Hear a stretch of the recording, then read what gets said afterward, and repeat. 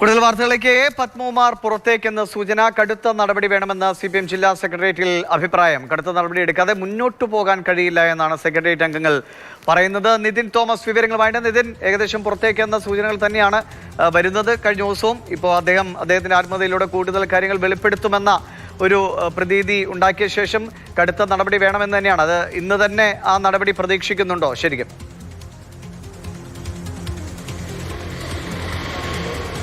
ഇന്ന് തന്നെ ആ ഒരു നടപടി പ്രതീക്ഷിക്കുകയാണ്. കാരണം ഒരു കടുത്ത നടപടി തന്നെ വേണമെന്നാണ് ജില്ലാ സെക്രട്ടേറിയറ്റിൽ അഭിപ്രായം ഉയർന്നിരിക്കുന്നത്. ഇപ്പോൾ ജില്ലാ സെക്രട്ടേറിയറ്റ് പുരോഗമിച്ചു. ഇനി ഏകദേശം ഒരു തൊട്ടടുത്ത് തന്നെ അല്പസമയത്തിനകം തന്നെ സെക്രട്ടേറിയറ്റ് തീരുമാനം ജില്ലാ കമ്മിറ്റിയിൽ അറിയിക്കുന്നതായിരിക്കും. അങ്ങനെയെങ്കിൽ പുറത്തേക്ക് എന്നുള്ളത് തന്നെയാണ് നമുക്ക് ഇപ്പോൾ സൂചനകൾ ലഭ്യമാകുന്നത്. പുറത്തേക്ക് എന്നുള്ളത് തന്നെയാണ്. അത് താൽക്കാലികമായിട്ടുള്ള ഒരു സസ്പെൻഷനാണോ, അതിലപ്പുറം പൂർണ്ണമായിട്ടും പുറത്തേക്ക് എന്നുള്ളതാണോ എന്നുള്ള കാര്യങ്ങളും കൂടി ഇനി വ്യക്തമാകേണ്ടിയിരിക്കുന്നു. എന്തായാലും ഒരു കടുത്ത നടപടിയിലേക്ക് തന്നെ കാര്യങ്ങൾ നീങ്ങുകയാണ്. ജില്ലാ സെക്രട്ടേറിയറ്റിൽ നിന്നും അങ്ങനെയൊരു അഭിപ്രായം തന്നെയാണ് ഉയർന്നിരിക്കുന്നത്. ഇനി ഇതിന്റെ ഒരു പിന്നിലുള്ള കഥകളിലേക്ക് വരികയാണെങ്കിൽ, ഇപ്പോൾ കടുത്ത നടപടി ഇല്ല എന്ന് കണക്കാക്കണോ? സസ്പെൻഷനിൽ ഒതുങ്ങും എന്നതാണോ?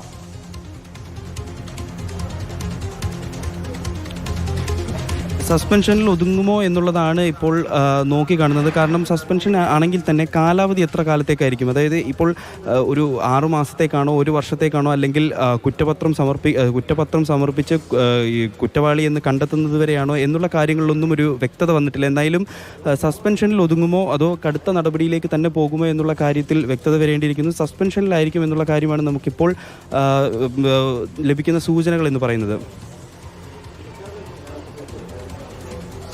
ശരി നിതിൻ, ഇപ്പോൾ കഴിഞ്ഞ ദിവസമാണ് ഈ ശബരിമലയിൽ യുവതീ പ്രവേശനം നടക്കുന്ന സമയത്ത് തന്നെയും ADGP ശ്രീജിത്തിനെയും ഒക്കെ മനഃപൂർവ്വം അവിടെ നിന്ന് മാറ്റി നിർത്താൻ ഒരു ഉന്നതന്റെ ഇടപെടലുണ്ടായി. അവസാനം അദ്ദേഹം ചോദിച്ചു, ഈ ചതി വേണമായിരുന്നോ എന്ന് ചോദിക്കുന്ന സാഹചര്യം ഉണ്ടായെന്നൊക്കെയാണ് അദ്ദേഹത്തിൽ നിന്ന് പുറത്തു വന്ന വിവരം. ആത്മകഥ വരുമ്പോൾ സ്വാഭാവികമായിട്ടും അന്നത്തെ ആ ഒരു സംഘർഷഭരിതമായ സാഹചര്യത്തിൽ എങ്ങനെയാണ് തൻ്റെ നിലപാടുകൾ എന്തായിരുന്നു, അത് പാർട്ടി നിലപാടിന് വിരുദ്ധമായിരുന്നു എന്നതൊക്കെ നമുക്ക് ഇത് ഇറങ്ങുമ്പോഴാണ് വായിച്ചറിയാൻ കഴിയുക. അത് പാർട്ടിയെ ഒരു പ്രതിരോധത്തിലാക്കുന്ന വിധത്തിൽ തന്നെയാണ് ഇതുവരെ പുറത്തു വന്ന വിവരങ്ങൾ.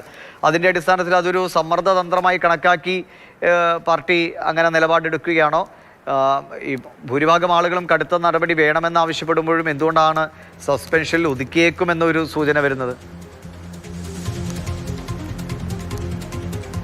അതൊരു സമ്മർദ്ദ തന്ത്രം എന്ന് തന്നെയാണ് പാർട്ടിയിലെ ഒരു വിഭാഗം അണികൾ പറയുന്നത്. കാരണം ഇന്ന് ജില്ലാ കമ്മിറ്റി കൂടി പത്മകുമാറിനെതിരെ നടപടി എടുക്കാനിരിക്കവേ ഇന്നലെ ഇത്തരത്തിൽ വാർത്തകൾ പുറത്തേക്ക് വരുന്നു. അത് ഈ ദിവിഷ് സൂചിപ്പിച്ചതുപോലെ തന്നെ പല വെളിപ്പെടുത്തലുകളാണ് പുറത്തേക്ക് വരുന്നത്. ആത്മകഥ എഴുതുന്നു, അല്ലെങ്കിൽ സുഹൃത്തിനോട് വെളിപ്പെടുത്തി എന്ന രീതിയിൽ തന്നെയും അന്ന് ഡ്യൂട്ടിയിലുണ്ടായിരുന്ന പോലീസ് ഉദ്യോഗസ്ഥനായിരുന്ന S. ശ്രീജിത്തിനെയും അവിടെ നിന്നും മാറ്റി നിർത്താൻ പാർട്ടിയിലെ ഒരു ഉന്നതൻ, പാർട്ടിയിലും അതുപോലെ തന്നെ ഭരണതലങ്ങളിലും പ്രാവീണ്യമുള്ള ഒരു ഉന്നതൻ ഇടപെട്ടു എന്നുള്ള കാര്യം. അതുപോലെ തന്നെ ഈ 2019 ജനുവരി 1-2 തീയതികളിലാണ് ഈ യുവതീ പ്രവേശനം നടക്കുന്നത്. യുവതീ പ്രവേശനം നടക്കുന്ന സമയത്ത് ഈ ശബരിമലയിലേക്ക് യാത്ര ചെയ്തുകൊണ്ടിരുന്ന പത്മകുമാറിനെ തിരിച്ച് തിരുവനന്തപുരത്തേക്ക് കൊണ്ടുപോയി.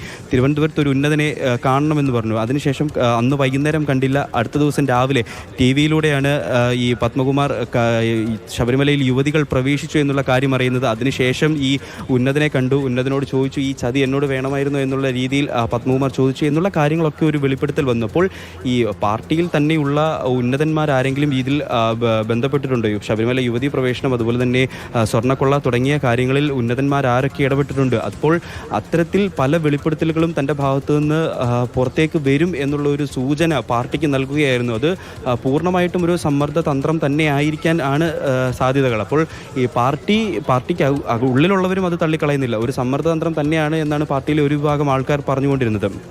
അപ്പോൾ എന്തായാലും ഒരു സസ്പെൻഷനിലേക്കാണ് കാര്യങ്ങൾ നീങ്ങുന്നതെങ്കിൽ ആ ഒരു സമ്മർദ്ദതന്ത്രം ഫലിച്ചു എന്ന് വേണം പറയാൻ. അല്ല പൂർണ്ണമായിട്ടും പുറത്താക്കലിലേക്കാണ് പോകുന്നതെങ്കിൽ അത് ഫലിച്ചില്ല, അല്ലെങ്കിൽ പാർട്ടി കടുത്ത നിലപാടുകളിലേക്ക് തന്നെ പോകുന്നു എന്നുള്ള കാര്യമാണ് നമുക്ക് മനസ്സിലാക്കേണ്ടത്. അപ്പോൾ ഈ പല ജില്ലാ കമ്മിറ്റികളിൽ നിന്നും അതുപോലെ തന്നെ പല അണികളിൽ നിന്നാണെങ്കിലും പല നേതൃത്വങ്ങളിൽ നിന്നാണെങ്കിലും ഒക്കെ വലിയ രീതിയിലുള്ള വിമർശനങ്ങളായിരുന്നു നേരിട്ടത് ഈ പത്മകുമാറുമായി ബന്ധപ്പെട്ടും അതുപോലെ സ്വർണ്ണക്കൊള്ള കേസുമായി ബന്ധപ്പെട്ടുമൊക്കെ. കാരണം തദ്ദേശ തെരഞ്ഞെടുപ്പിൽ തിരിച്ചടി നേരിടുന്നു, നിയമസഭാ തെരഞ്ഞെടുപ്പിൽ തിരിച്ചടി നേരിടുന്നു. അത്തരത്തിൽ ഈ സ്വർണ്ണക്കൊള്ള കേസുമായി ബന്ധപ്പെട്ട് തന്നെ പല രീതിയിലുള്ള തിരിച്ചടികൾ നേരിടുമ്പോൾ പാർട്ടിക്കുള്ളിൽ ആദ്യമൊക്കെ സംസ്ഥാന നേതൃത്വം പറഞ്ഞിരുന്ന ഒരു കാര്യം എന്ന് ശരി ഇതിന് എന്തായാലും കുറ്റപത്രം യോഗം വൈകാതെ ഒരുപക്ഷെ അതിന്റെ തീരുമാനം വന്നേക്കുമെന്നാണ് അറിയുന്നത്. കടുത്ത നടപടി വേണമെന്ന് സെക്രട്ടേറിയറ്റിൽ ഒരു വലിയ വിഭാഗം ആവശ്യപ്പെടുന്നുണ്ട്. പക്ഷേ അത് സസ്പെൻഷനിൽ ഒതുങ്ങിയേക്കുമോ ഇതൊന്നും നമുക്കൊരു വ്യക്തത വന്നിട്ടില്ല ഇക്കാര്യത്തിൽ. എന്തായാലും ഒരു നടപടി ഉറപ്പാണ്.